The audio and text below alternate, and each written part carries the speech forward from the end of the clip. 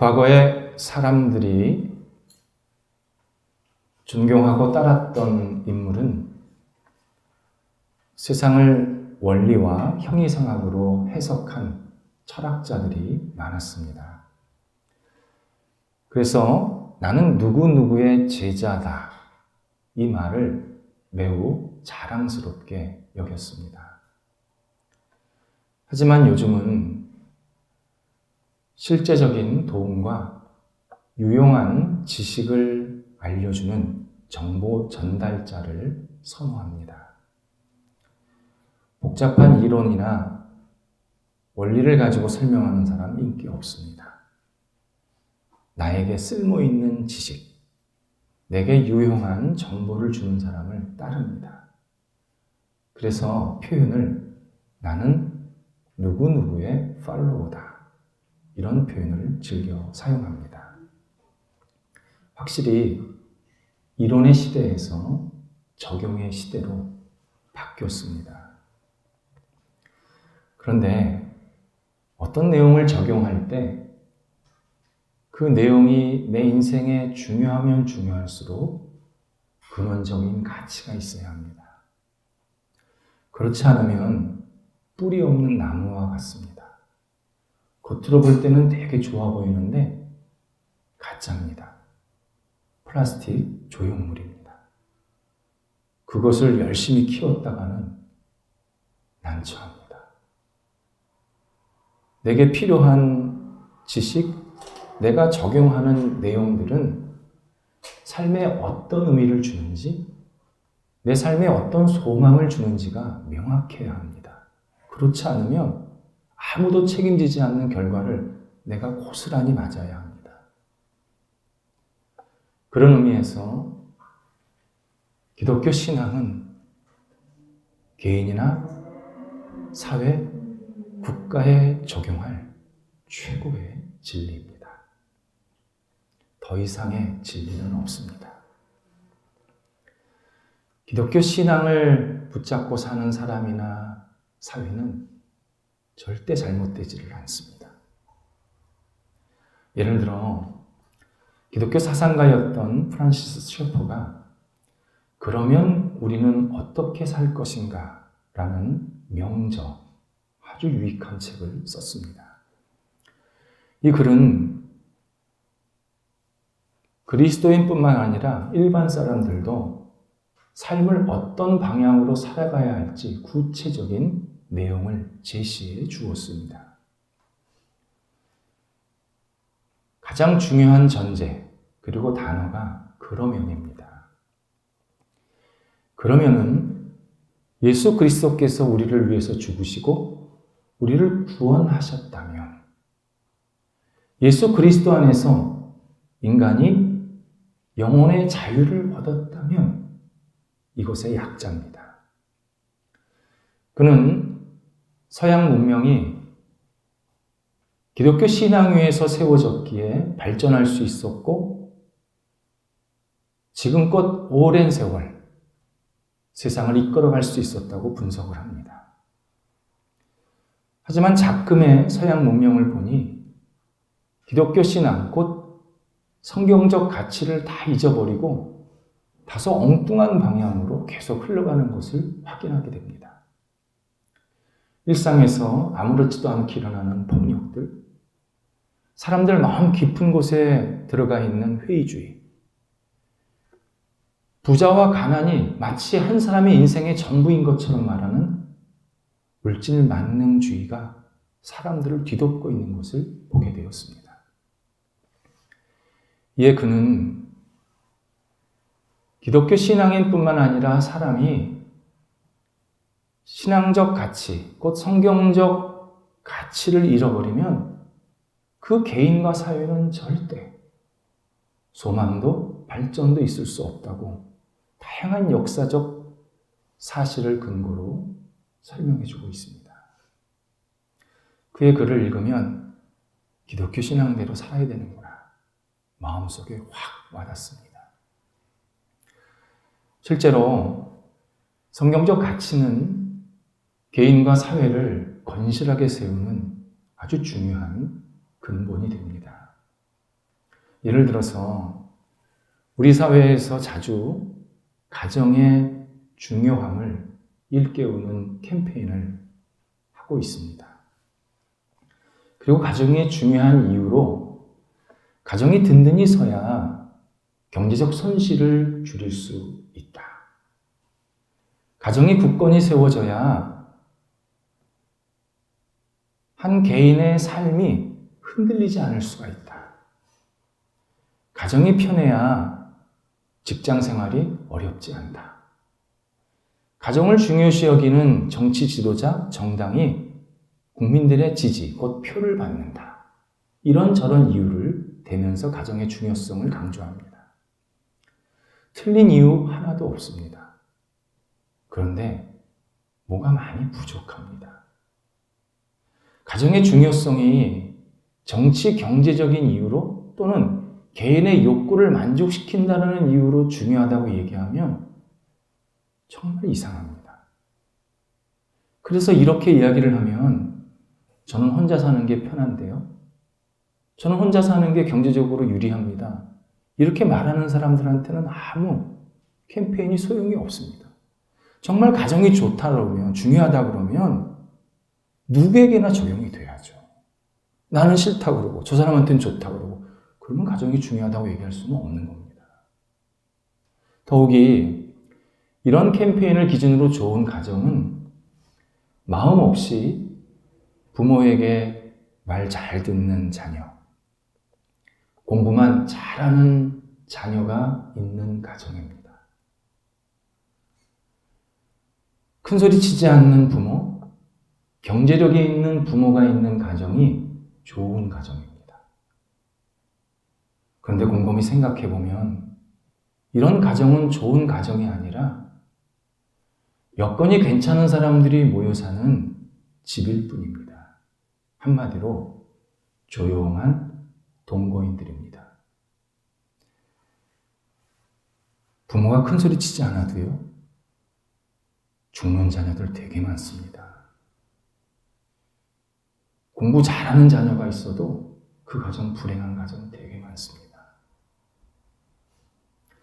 가정이 중요하다는 것을 확인하려면 그 가정이 어디서부터 출발됐는지를 알아야 합니다. 인류에서 최초로 가정을 언급한 곳이 성경입니다. 하나님께서 인간에게 가정을 주신 이유는 가정을 통해서 하나님을 잘 믿고 하나님의 사랑을 함께 나누면서 하나님이 주시는 복을 누리라고 주신 겁니다. 이를 위해서 자녀가 잘못하면 부모는 야단치라고 말씀합니다. 대신 부모는 자녀를 노엽게 하지 말라, 곧 감정적으로 대하지 말라고 분명히 말씀합니다. 자녀는 하나님을 생각하면서 부모를 진심으로 공경하라고. 그래야 네가 잘 되고 네가 세상에서 복을 받아서 너가 더 앞으로 나아갈 수 있다고 분명히 하나님께서 약속해 주고 계십니다. 가정뿐만이 아닙니다. 우리 개인 또 우리 사회, 인생사에서 있는 모든 일들이 성경의 근거에서 행동을 하면 그 개인과 사회는 계속 아름다운 모습으로 하나님께 영광이 될 뿐만 아니라 하나님이 주신 복을 누리며 살 수 있다고 성경은 계속 말씀하고 있습니다. 로마서 12장에서 바울이 신앙인이 실제로 어떻게 살아야 되는지 구체적인 삶의 덕목들을 쭉 소개해주고 있습니다. 근데 바울은 뜬금없이 이렇게 살아요? 그렇게 말을 하지는 않고 분명한 근거를 가지고 이렇게 살아야 된다라고 말해주고 있습니다. 그래서 첫 번째 1절 첫 시작 단어가 그러므로입니다. 그러므로라는 1장서부터 11장까지의 이 복음의 내용을 다 받는 표현입니다. 간단히 요약을 하면 예수 그리스도를 믿어서 인간이 의롭게 된다. 예수 그리스도 은혜 그리고 하나님의 선택에 의해서 인간이 구원을 받는다. 그래서 인간뿐만 아니라 세상에 존재하는 모든 것들은 하나님의 영광을 위해서 살아야 된다. 이런 내용이었습니다. 그렇다면 하나님이 기뻐하시는 대로 살아야 된다. 이렇게 우리에게 우리의 삶의 방향을 설명해 주고 있습니다. 하나님이 기뻐하시는 모습대로 살아야 되는 근거로 하나님이 인간을 자비롭게 대하고 계신다라는 사실을 재차 강조하고 있습니다. 하나님의 자비는 인간이 죄 지었다라는 것을 전제하는 표현입니다. 인간은 죄로 인해서 누구나 다 정말 심각한 처량한 신세에 빠졌습니다. 그런데 하나님은 그 안타까운 상황에서 끄집어 내시려는 마음을 가지셨는데 그것이 하나님의 자비입니다. 오늘 예배 시간에 함께 찬양드린 찬송가 305장, 비신앙인들도 아는 찬송이고 신앙인들이 가장 좋아하는 찬송가입니다. 이 찬송가는 노예 매매 상인이었던 존 뉴튼이 작사한 곡입니다. 그는 비교적 젊은 시절에 노예를 사고 파는 상단에 들어가게 됩니다. 훗날 그가 자기 인생을 되돌아보면서 나는 노예를 통해서 큰 돈을 벌려고 했고 그를 통해서 마음껏 내 인생을 즐기고 싶었다고 고백을 합니다. 그가 일을 배운 상전 주인은 포르투갈 사람이었는데 노예를 아주 혹독하게 대하기로 유명한 인물이었습니다. 그를 따라서 아프리카로 갔고 아프리카에 있는 그의 집에 머물게 됩니다. 그런데 그의 아프리카 집에는 아프리카에서만 같이 사는 흑인 여성이 있었습니다. 건전한 관계가 아니었습니다. 어느 날 이 포르투갈 주인이 노예를 잡으러 집을 오랫동안 비우게 됩니다. 이 흑인 여성, 당연한 것이지만 백인을 굉장히 증오했습니다. 결국 교묘한 방법으로 뉴튼을 약점을 잡습니다. 그리고는 그의 목에 밧줄을 묶어서 먼지가 풀풀 날리는 마당으로 끌고 다니면서 개처럼 밥을 먹게 합니다. 뉴튼이 노예에게 노예가 된 신세가 되었습니다. 그렇게 한 달을 넘게 산 겁니다. 그러던 어느 날 가까스로 거기서 벗어나게 됐고 뉴튼은 새로운 노예 상단으로 들어가게 됩니다. 그때 그가 분노가 가득합니다. 그리고 본격적으로 흑인들을 악하게 대하기 시작합니다. 젊은 애가 흑인들을 대하는 모습을 보니까 이게 예사롭지가 않은 겁니다. 오랜 시간이 지나지 않아서 수십 명의 노예를 붙잡습니다. 그리고 그 노예를 팔려고 아메리카 대륙, 미국 대륙으로 배를 타고 떠납니다. 의기양양하게 나 이제 부자 됐다. 그런 생각으로 배를 탔습니다. 배가 떠난 지 얼마 되지 않아서 큰 풍랑을 맞이합니다. 배가 점점 가라앉습니다. 그냥 다 죽는 겁니다. 손을 쓸 수가 없었습니다. 그때 하나님이 어린 시절 어머니가 자기에게, 이 뉴턴에게 들려주었던 하나님의 말씀을 하나씩 둘씩 생각나게 만드십니다. 정말 그 전까지 하나님의 하자, 성경의 성자도 전혀 생각도 안 했는데 그 파선, 죽음을 앞두고 하나님 말씀이 하나씩 생각이 나게 하십니다. 요나 이야기, 다윗 이야기, 요한복음 3장, 그리고 오늘 두 번째 우리가 함께 읽은 에베소서 2장의 내용들이 하나하나 음미하기 시작이 됩니다. 놀랍게도요, 파선을 멈춥니다. 그리고 배가 흘러 원래 가려고 했던 아메리카가 아니라 자기 고향인 영국으로, 그 북대서양 그 조류를 따라서 영국으로 들어가게 됩니다. 이런 기적을 체험한 뉴튼이 더 이상 노예상을 있을 수가 없었습니다. 그때부터 하나님을 전하는 복음 전도자로 평생을 살게 됩니다. 그가 나이 먹어서 지금 병명으로 따지자면 치매에 걸립니다. 그러니까 친구들이 위로하려고 자주 뉴턴에게 찾아왔다고 합니다. 근데 뉴턴은 꼭 같은 말을 반복하더랍니다. 나는 기억이 전혀 나지 않지만 두 가지는 확실히 안다네. 나는 큰 죄인이고 예수님은 큰 자비의 구원자라네. 이렇게 고백하면서 세상을 떠납니다. 바울은 에베소서 2장에서 인간의 본질이 무엇이고 그런 인간을 하나님께서 어떻게 대하시고 있는지 하나님의 본질을 대조해서 설명해 주고 있습니다. 먼저 1절에서 3절까지는 인간은 허물과 죄로 인해서 죽은 존재다. 누구나 자기 죄 때문에, 자기 허물 때문에 제대로 살 수 없는 존재였다. 세상의 풍조에 휩쓸리고 하나님께 불순종하는 것에 익숙하고 자기 욕심에 이끌려서 사는 진노의 자녀다. 내가 애를 낳으면 진노. 그 애가 나면 또 진노. 다 계속 벌만 받고 살아야 할 그러한 존재다.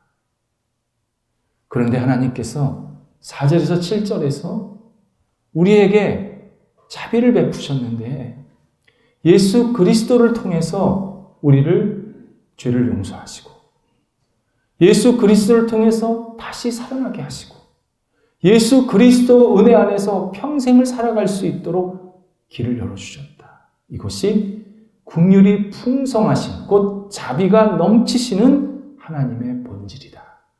이렇게 우리에게 하나님의 자비를 설명해 주고 있습니다.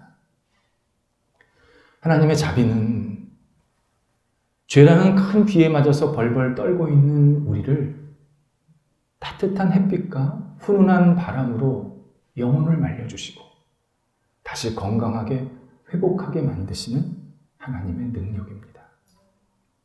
절망 가운데서 정말 하루하루가 괴롭게 살 수밖에 없었던 인간을 소망의 일로 이끌어 주시고 은혜를 베푸셔서 다시 새롭게 시작할 수 있게 만드시는 능력이 하나님의 자비입니다.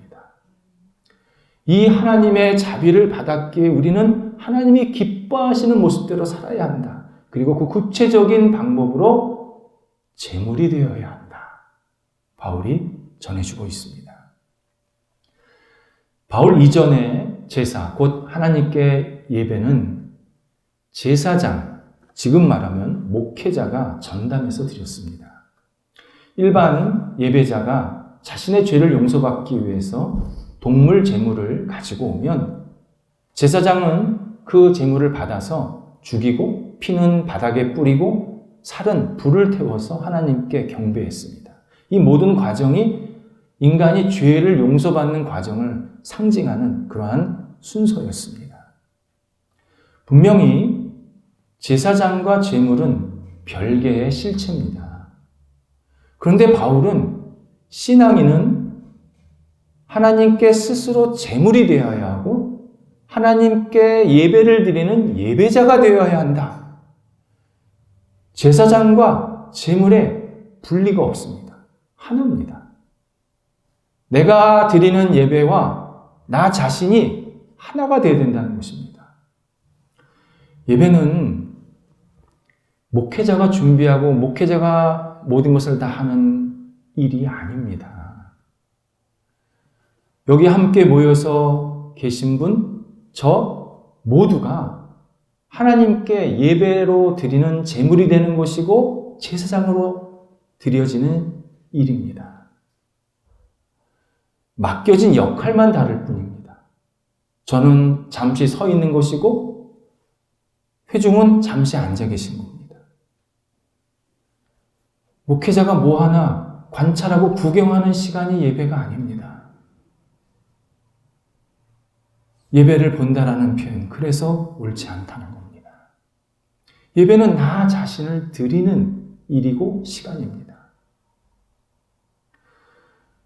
물론 우리가 하나님 앞에 예배를 드릴 때 늘 마음이 기쁘고 가볍지는 않습니다. 어두울 때가 있습니다. 그런데 예배는 어두운 시간을 연장하는 시간이 아니라 어두움을 끊어내는 시간입니다. 그래서 뭐라고 표현하고 있냐면 산 제물이 되라고. 그냥 제물이 아니라 산 제물이 되라고 바울이 권면합니다. 산 제물은 죽은 제물의 반대입니다. 죽은 제물이 뭡니까? 예배를 드리는데 기대감이 없습니다. 기쁨이 없습니다. 무감각하고 습관적으로 예배를 드립니다. 반면 산 제물이란 기대가 있습니다. 기쁨이 있습니다. 감사가 있습니다. 적극적으로 예배에 참여하는 사람을 말합니다. 예배 시간이 되니까 예배를 드리는 게 아니라 예배를 기다리면서 예배를 드리는 사람이 산 제물입니다.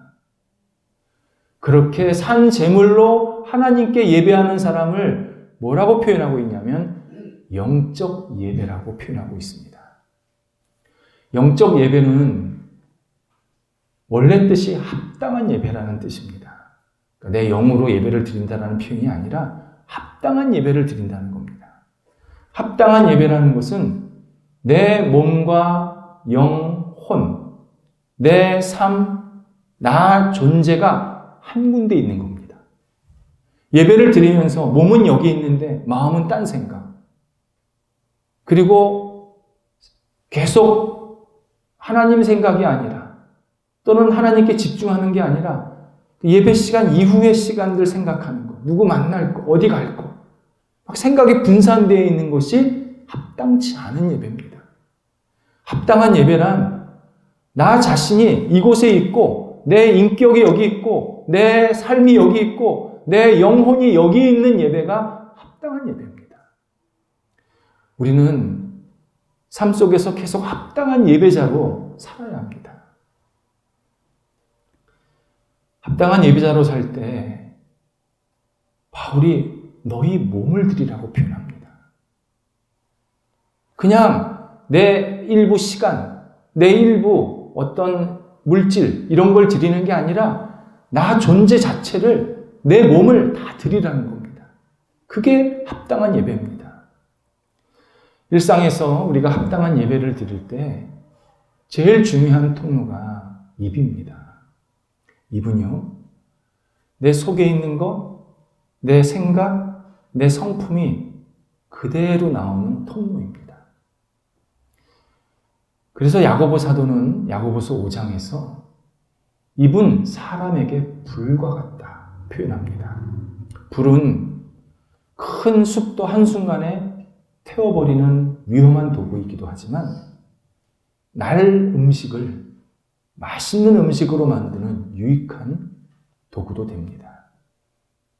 우리 입이 어떻게 사용되느냐에 따라서 내 삶이, 내 존재가 하나님께 합당한 예배자가 되기도 하고 정말 형편없는 말은 예배는 드린다고 하지만 실제로는 전혀 예배를 드리지 않고 있는 삶의 모습으로 타락할 때가 있습니다.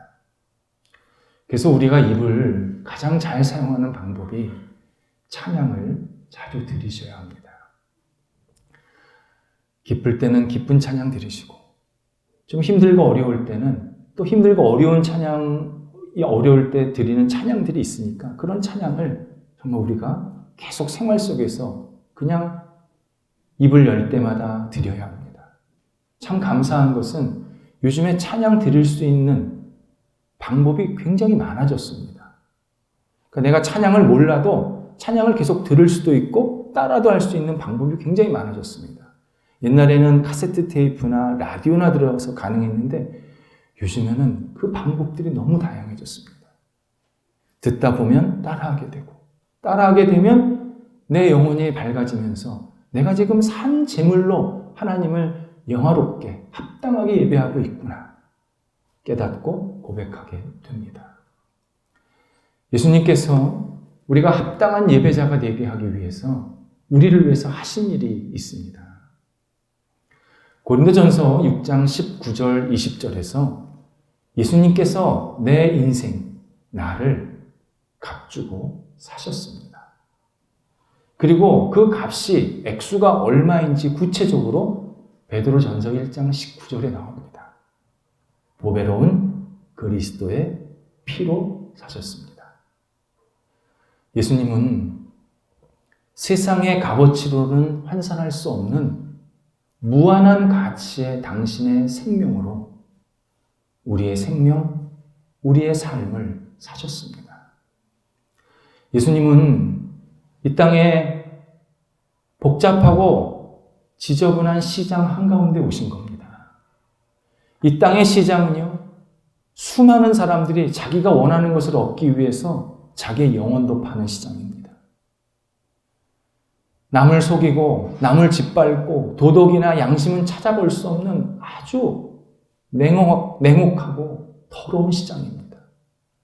그런 더러운 시장에서 수많은 사람들은 자기의 원하는 것을 계속 찾으려고 잡고 있는데 예수님은 당신의 생명을 내어놓으시고 우리 자체를 당당하게 사신 겁니다. 이유는 합당한 예배자가 되게 하기 위해서. 하나님께 합당한 예배를 드리게 하기 위해서 우리의 전 존재를 완전히 바꾸시고 우리의 영혼을 사셔서 당신 안에서 거하게 만드셨습니다.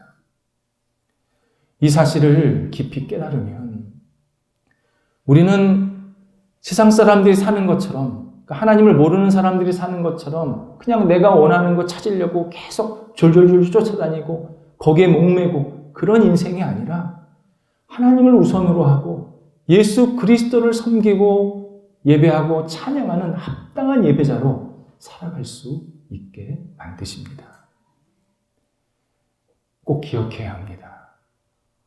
나는 내게 아닙니다. 나는 내게 아닙니다. 예수님께서 나를 사셨습니다. 사시는데 우리에게 마지막에 하신 말씀이 계십니다. 영국의 작가 찰스 디킨스의 두 도시 이야기라는 글이 있습니다. 두 도시란 영국의 런던과 프랑스 파리를 이야기합니다. 그리고 이 글의 배경은 프랑스 혁명 시기입니다. 당시에는 일반 백성들을 혁명 지지 세력이라고 죄를 뒤집어 씌워서 마구잡이로 죽였던 상황이었습니다. 댄이라는 사람들에게 존경받고 선한 영향을 미치고 있던 사람도 무고하게 처형을 당하게 되었습니다. 이때 행실도 별로 좋지 않고 평가도 아주 안 좋았던 댄이의 친구 카튼이 댄이를 대신해서 죽겠다고 나서게 됩니다. 그 사람들이 그거를 인정할까요? 인정을 안 하지 않겠습니까? 원래 넌 죽을 사람이야. 이러면서 네가 무슨 댄이를 위해서 죽어. 막 이렇게 이런저런 갑론을박 어려운 상황들이 막 생기는데 결국 카튼이 단두대에 올라가고 댄이는 풀려나오게 됩니다. 이때 카튼이 죽으면서 마지막에 아주 감동스러운 말을 합니다. 댄이, 나는 지금 하는 일이 지금까지 한 일 중에서 제일 잘하고 있는 일이라네. 나는 자네를 존경하고 사랑하네. 내가 자네를 위해서 죽을 수 있다는 것은 내 삶의 최고의 기쁨이네. 바로 이것이 예수님께서 십자가에 죽으시면서 우리에게 하신 말씀입니다. 예수님은 우리를 생명을 주시며 사시면서 내가 내 죄를 용서한다고. 하나님 이들의 죄를 마지막까지 용서해달라고 그렇게 말씀하십니다. 너희를 사랑하고 너희를 구원하는 일을 내가 다 이루었다고. 다 완성했다고. 나는 너희를 끝까지 사랑한다고 사랑의 고백을 들려주셨습니다. 이 고백을 들으면 우리는 하나님 앞에 합당한 예배자가 될 수밖에 없습니다. 그래서 교회에 오실 때 때로 마음이 무겁고 어려운 일이 있을 수 있습니다. 몸이 좀 아플 수도 있습니다. 또 삶에서 여러 가지 복잡한 일이 생길 수도 있습니다. 그때 교회에 오셔서 간단하게 인사하시고 앉으셔서 한 가지를 계속 묵상하셔야 합니다. 하나님이 나를 사랑하셔서 이 자리에 앉혀주셨다. 하나님이 나를 사랑하셔서 이 자리까지 인도하셨다. 이 사실을 계속 묵상하면서 받아들이셔야 합니다. 그때 내 영혼이 밝아집니다. 내가 합당한 예배자로 다시 새롭게 일어나게 됩니다. 예수님은 우리가 합당한 예배자가 되게 하기 위해서 지금도 얼마나 많은 것들을 계속 베풀고 계시는지 모릅니다. 끊임없이 베푸십니다. 우리가 한 주일을 살면서 하나님께 받은 그 은총, 그 사랑은 이루 말할 수 없이 많습니다. 그 이유는 합당한 예배자가 되라고 말씀하시는 겁니다. 우리가 예배드리는 하나님, 그분은 우리의 경배, 영광을 다 받기에도 정말 넘치고 넘치신 위대한 구원자이십니다. 우리가 그분을 바라보면서 합당한 예배자로 살아갈 때 그 사람을 이끌어 하나님께서는 너는 내 자녀다. 따뜻한 음성으로 말씀해 주십니다. 기도하겠습니다. 하나님, 우리의 모든 것이 하나님께 예배와 경배드리는 도구가 되기를 원합니다. 하나님, 평생 하나님께 합당한 예배자로 살게 하여 주옵소서.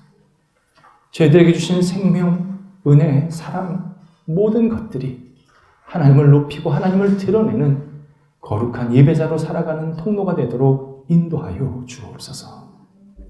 하나님, 마지막 순간까지 주님을 우리의 입술에 지속해서 되뇌이게 하시고 예수 그리스도의 그 크신 사랑이 우리의 영혼을 날마다 밝게 하여 주셔서 천국 잔치에 들어갈 때까지 영원토록 주님을 예배하며 찬양하는 믿음의 사람이 되게 하여 주옵소서. 예수님의 이름으로 기도드립니다. 아멘.